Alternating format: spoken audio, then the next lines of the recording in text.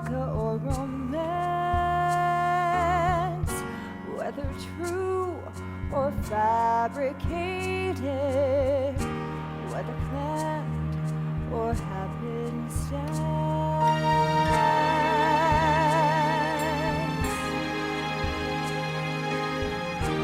whether sweeping through the ages, casting centuries aside, or a hurried, brief recital, just a 30-minute ride, whether bright or melancholy, rough and ready, finely spun, whether with a thousand players or a lonely cast of one.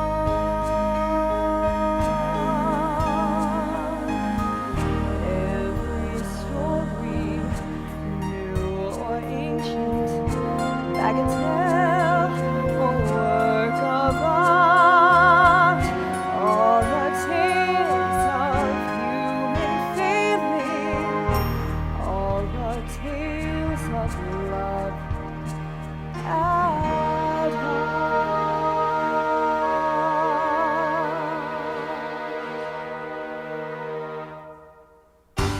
This is the story of a love that flourished in a time of hate, of lovers not tyranny could separate, love set into motion on the Nile shore, destiny ignited by an act of war.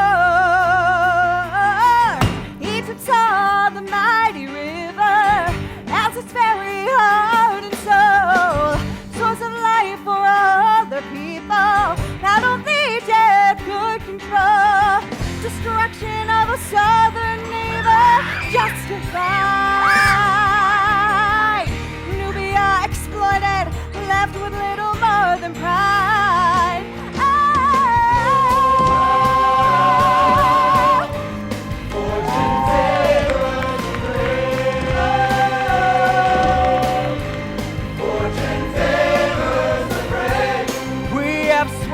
Glory, Egypt's mastery expands from the Nile's northern delta to the dry, dry southern sands. The more we find, the more we see, the more we come to learn. The more that we explore, the more we shall return. Oh, fortune favors the brave. It's all worked out, my road is clear.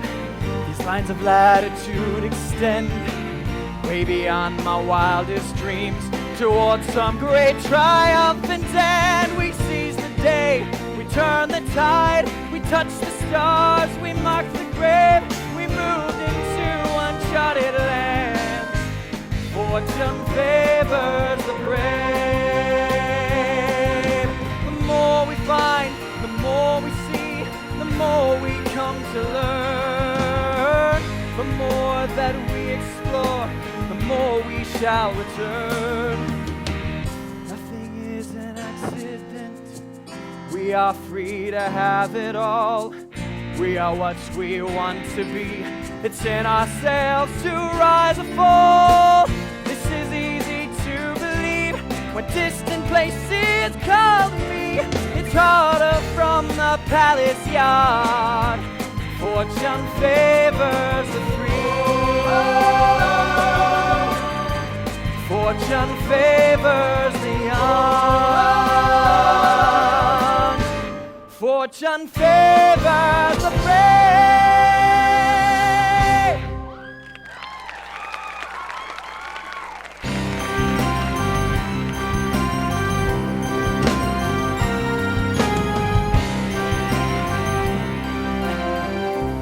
What have we here?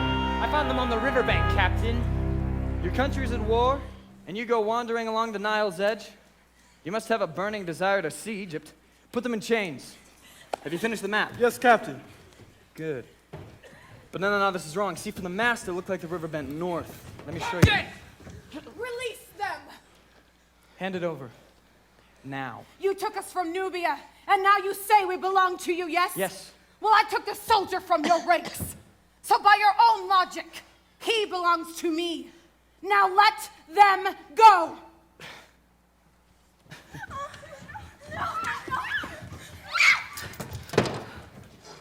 Throw her in the river. No, I have a better idea. And I have other plans for you. Don't. You don't want me to remove your shackles? Yes. They'll only get in the way.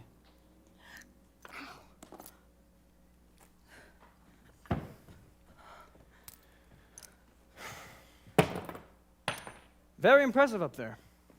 I should enlist you in my army. Make you my lieutenant. Are you mocking me, Captain? Nope. Admiring you.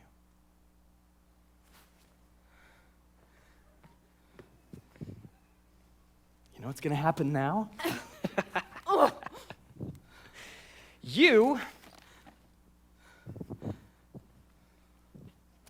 are going to wash the filth of battle from my skin. It's been a long time since I felt clean.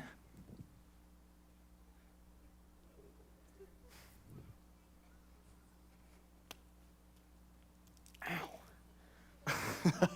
You're much better with a sword than you are with a sponge. I wish I had a sword now. There's mine. Help yourself.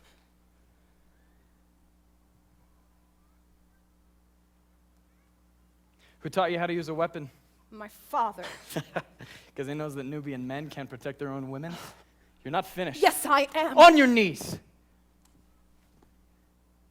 You like living dangerously, don't you? About as much as I enjoy washing your filthy Egyptian skin. You! No, you know nothing about me. And care even less. How could you understand our emptiness? You plundered our wisdom, our knowledge, our wealth, in bleeding us dry. You long for our spirit, but that you will never possess. The past is now another land, far beyond my reach. Invaded by insidious foreign bodies, foreign speech, where the timeless joys of childhood lie broken on the beach.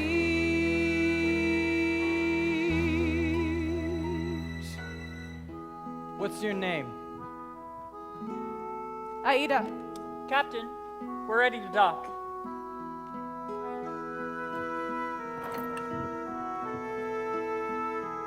What? No, please leave them off. You are a slave now, and if you want to survive, you'll remember it.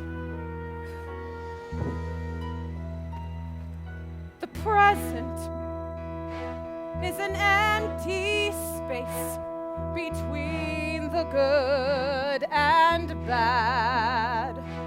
A moment leading nowhere, too pointless to be sad, but time enough too late to waste every certainty I had.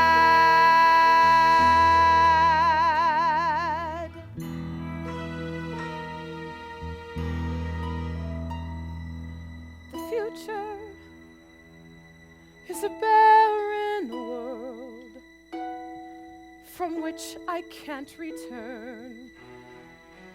Both heartless and material, it's a wretch, it spoils not my concern, shining like an evil sun as my childhood treasures burn, shining like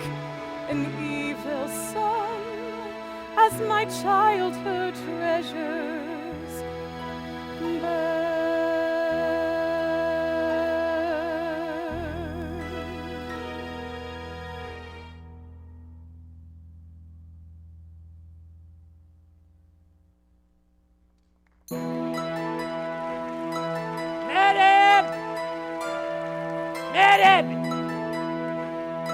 Is that the wine? Is that the gold? Marib! Marib! Oh, have you kept my house in order? Yes, yes. Well, except for a few casks of wine which have mysteriously disappeared and... Again? There you are, my son. Home at last. Step aside, Marib. Oh, yes, Chief Minister Zoser. Beloved by the gods, the people, and himself. Careful, boy, or I'll have you... It's good to see you again, Father. You were gone so long, Rhodes. I was beginning to worry. You weren't injured in battle? No. I kept telling the princess that no man can best you with a sword. Well, no man got the better of me, though a certain woman may have. Really? Listen, beyond the fifth cataract, the river bends directly north, towards Khartoum. Then we can attack the city by water. Excellent. You recorded the landscape. With the maps we made, an illiterate foot soldier could find his way through Nubia. And you brought home captives. Good. Take them to the copper mines. We can't seem to keep them alive down there. Wait. Not this one. I'm going to need a gift for the princess. Yes, she'll be expecting something. Take them to the palace groundskeeper. They can help with the harvest. They're all women. They wouldn't last a day underground. As you wish, they're your slaves. Thank you. I'm going to remove these, Aida. Your name is Aida? Marib! Know that if you dare try to escape, I'll come after you myself. You flatter me, Captain. You don't look like a man who would chase after any woman. I'll make an exception for you. Marib, take her to Princess Amneris with my compliments.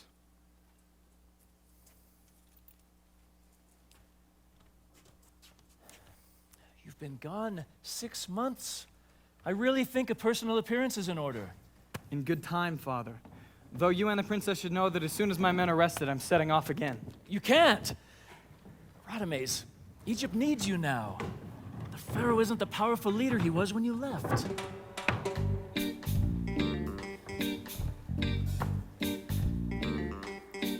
While you've been away cavorting, matters here have moved apace.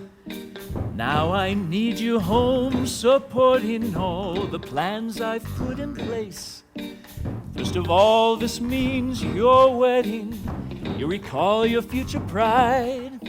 For the way that Pharaoh's heading, time's no longer on our side. According to the hawk god Horus, our most regal invalid, is not that much longer for us. Build another pyramid. You mean the pharaoh's ill? Is it serious? I'm afraid so. I must go to him. Yes, that will bring him some comfort. I'll see you at the banquet tonight, Captain. There are many who'll be tearful as our leader fades away. But our architects are cheerful, and each dog must have its day. If our country is to flourish, then my son must take the lead. Be our inspiration, nourish all our hopes, our dreams, our creed. Soon our monarch will have filled a tomb, just like his fathers did. Summon Egypt's greatest builder, me, another pyramid. Build it, another pyramid. There will be a time for mourning, but for now put plans on hold. For I give the nation warning that before the corpse is cold, we'll extend fair Egypt's power, Egypt's glory, strength, and style. We will have our finest hour far beyond the mighty Nile. He must have a vault that's grand by any standard floor to lid. Put 5,000 slaves on standby, build another pyramid. Build it, build it. Build it, build it. Build it.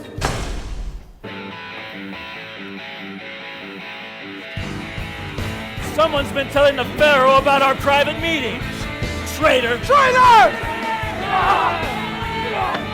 You become a liability! Kill him!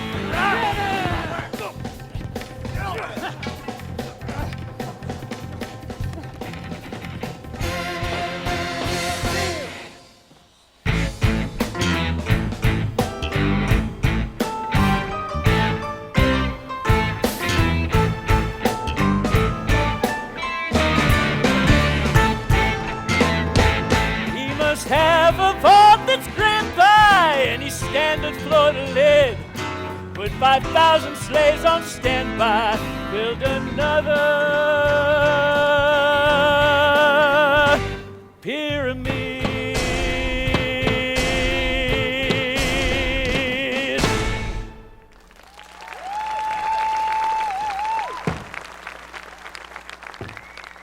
You extracted more arsenic?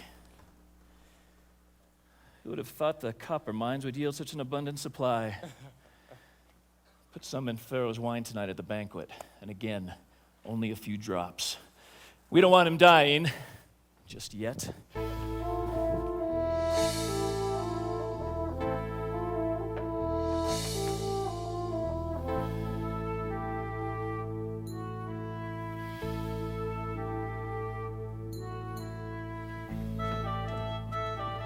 Well, now you look like a handmaiden.